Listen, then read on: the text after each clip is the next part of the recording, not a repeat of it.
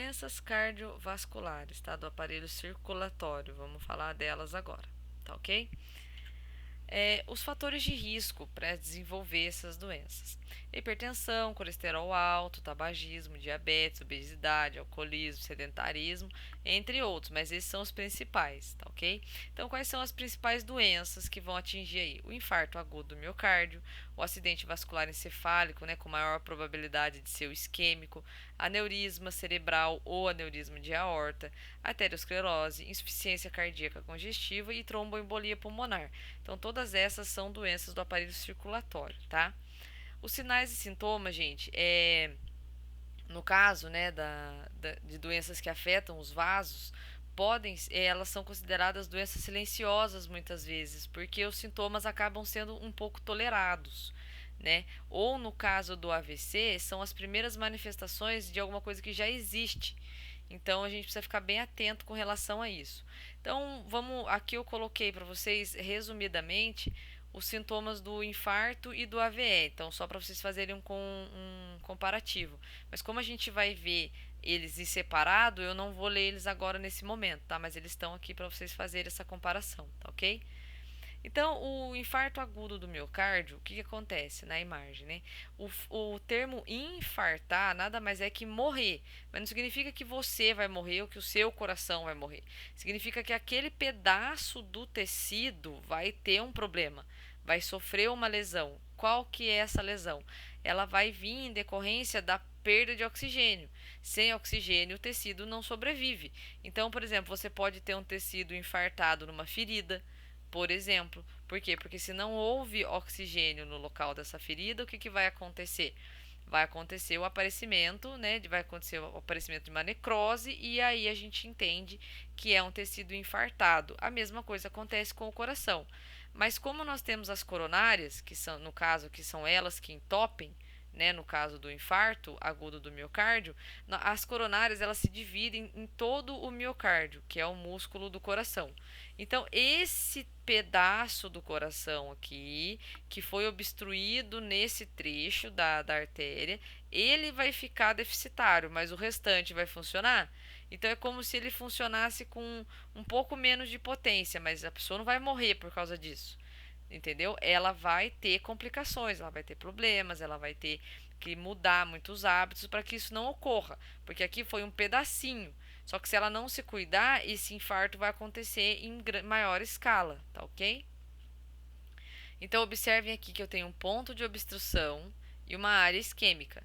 Aí essa isquemia vai aumentando até que de fato, tá, ocorre uma isquemia, ocorre a perda da função do coração de uma parte bem maior, tá ok? Aí o que é o infarto agudo do miocárdio ou ataque do coração?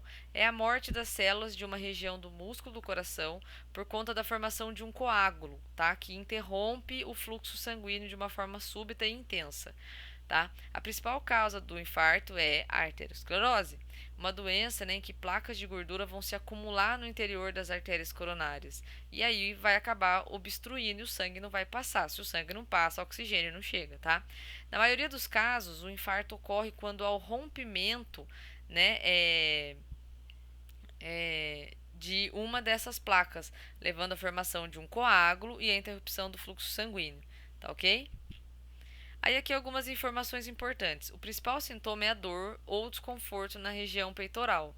Tá? Ele pode irradiar para as costas, rosto, braço, principalmente o braço esquerdo. E raramente ele vai para o braço direito, mas pode acontecer. Tá bom? O desconforto ele costuma ser intenso e prolongado e acompanha uma sensação de peso no peito, assim, né? Que a pessoa fica prostrada, fica com o tórax assim bem, como se fosse bem dolorida, ela fica arcada por conta da dor. Esses sintomas eles costumam ser acompanhados de suor frio, palidez, falta de ar e sensação de desmaio, ok? Nos idosos, o principal sintoma pode ser a falta de ar, tá? Então foi observado que muitos dos idosos apresentaram falta de ar. A dor também pode ser no abdômen, semelhante à dor de uma gastrite ou esofagite de refluxo. Isso acaba confundindo muito as pessoas, porque elas acham que, né, gastrite, é outra coisa e não acabam achando que é coração de fato, tá ok? Mas é pouco frequente, mas pode acontecer. Nos diabéticos e nos idosos, o infarto pode ocorrer sem sinais específicos, por isso que a gente deve estar atento a qualquer mal-estar súbito apresentado por esses pacientes, tá? Os exames que a gente precisa fazer no caso do infarto, tá ok? Então, o infarto do miocárdio é a consequente morte celular, ok? Que leva à perda da integridade do sarcolema, tá? Isso aqui está voltado à parte do músculo miocárdio, tá? E vai ocasionar o que? A liberação de certas enzimas na corrente sanguínea.